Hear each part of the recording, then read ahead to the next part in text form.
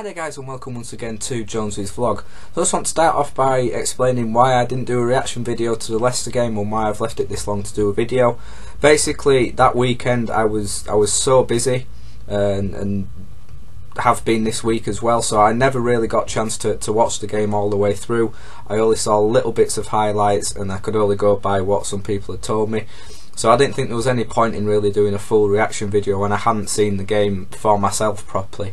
You know, I didn't think that was right, to be honest. So I thought I'll let this week go and see what was happening, what with, you know, off the field events and with the takeover and any possible transfers, and then do an update video like this one. And well, it's actually worked out rather well because there's quite a bit to talk about.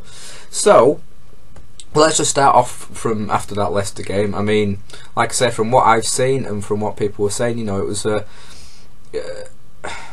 lot better, a lot more confidence in the squad, it seemed. You know, I think the change of captain, taking it away from Austin, I mean, by all accounts he had one of his best games for months, which I think just proves that maybe the captaincy wasn't quite right for him. I think in the first place everyone thought it was, but it was clear to see that the pressure maybe got too much for him and he wasn't allowed to play the game that he liked. So so I think that proved a wise move, and obviously McCormack having the captaincy now, which is a good thing, but we'll get on to him in a minute. But yes, the whole squad seemed to you know, step up the performance. Obviously disappointing not to get a result out of it, and obviously with Leicester getting pretty much a last minute winner. But you know, this was a Leicester side that had been on such a fantastic run. You know, the Leicester side that had absolutely thrashed Derby 4-1 the week before or whenever it was. So you know, to lose 1-0 at home to them and play very well is you know, there's nothing wrong with that. And it's like, once again, that I've said in the videos before, if we see a performance like that and we don't get anything out of it, then the players will get clapped off at the end, and we will be pleased because we've seen them put an effort in, and you know, there's an improvement there. So you know, we can't really say there's too much wrong with that. Obviously still a hell of a long way to go, but you know, after the recent results, it was definitely an improvement.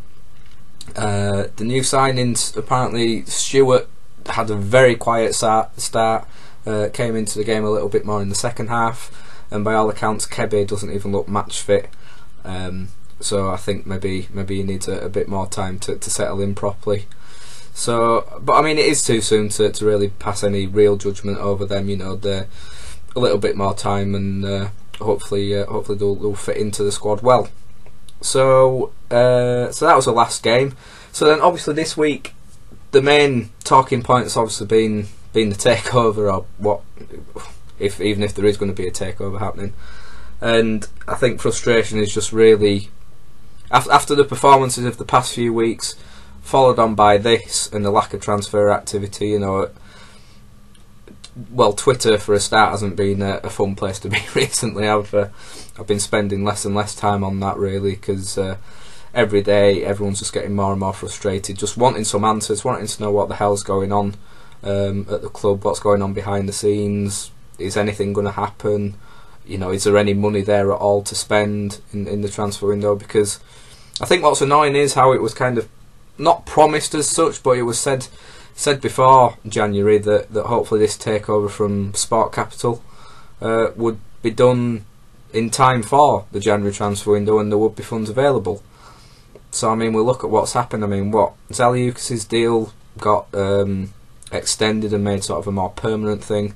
We obviously brought in Cameron Stewart and Jimmy Kebe on loan. I think they're both with a view to permanently signing, and that's it. I mean, I'm not criticising. I mean, it's good to see some new faces there, but you know, we were wishing for a little bit more than that, and in different areas as well. I mean, we're crying out for a striker. It would be nice just to have another battling sort of centre midfield, maybe a bit more backup in defence, and maybe even a backup goalie as well would be nice. And you know, it doesn't seem like it's going to happen. I mean, what is it? How not many days left in January now, and the takeover doesn't look any closer.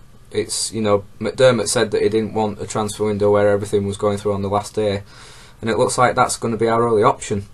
And I mean, you look at the options that are out there, and there's not that much about, unless you're willing to spend money, and if the money isn't there, then nothing's going to happen, and it's just going to be yet another disappointing transfer window, another prolonged takeover process, and it's just, I mean, it's getting too much now, and I think a lot of fans have had enough of it.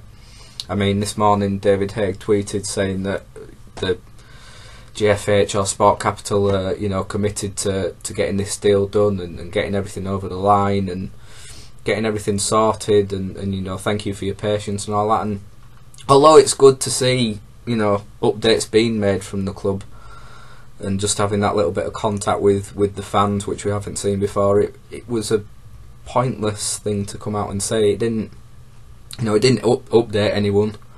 It hasn't shed any light on what has been happening. I mean, the majority of last week was really dominated by, is it Massimo Cellino or whatever his name is, the Italian guy, Cagliari owner from Serie A. Apparently he was meant to be close to getting a deal for us.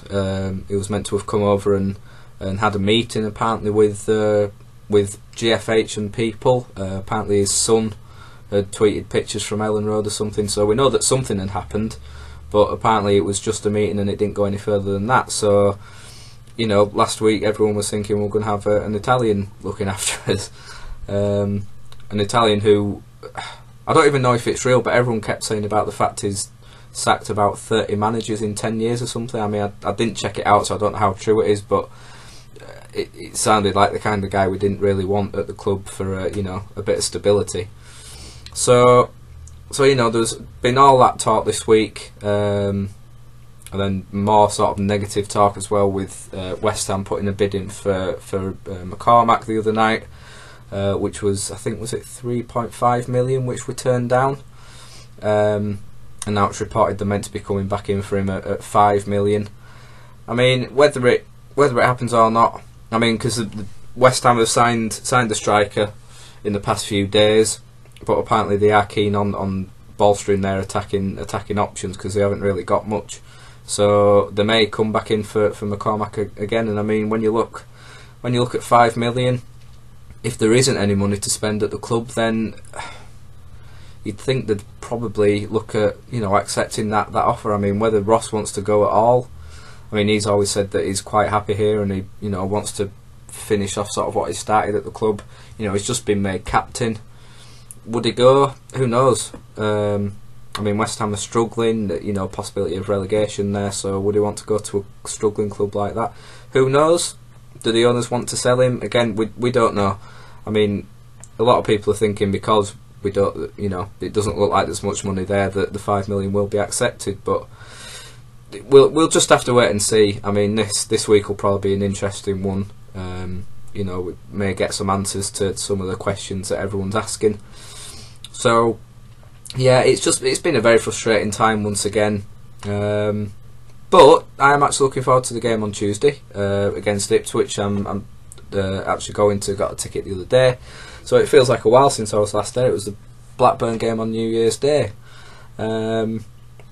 So yeah, I'm looking forward to it. Hopefully they can carry on the performance from the Leicester game, and hopefully get a win, because it's not a good run that we've been going on at all, and we need to start winning again just to get that confidence back in the team and back in the squad. So we'll have to see. It won't be easy. Ipswich have been doing all right this season. I think they did win 2-0 yesterday.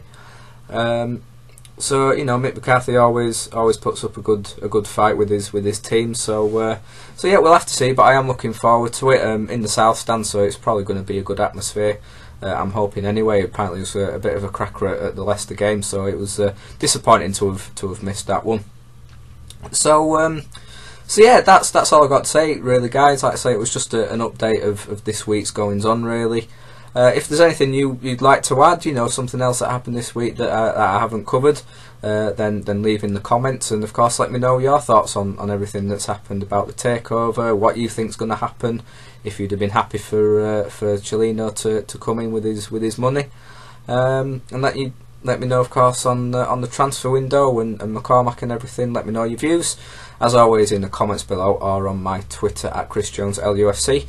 So yeah, like I say, apologies for the sort of week-long absence, but I had my reasons, and hence this video. So I will be speaking to you after the Ipswich game, so that will probably be on Wednesday when I'll let a video out, and I'm just going to go off and record some gaming videos for those of you that watch my gaming videos. So as always, guys, thank you very much for watching, and I will see you all very soon.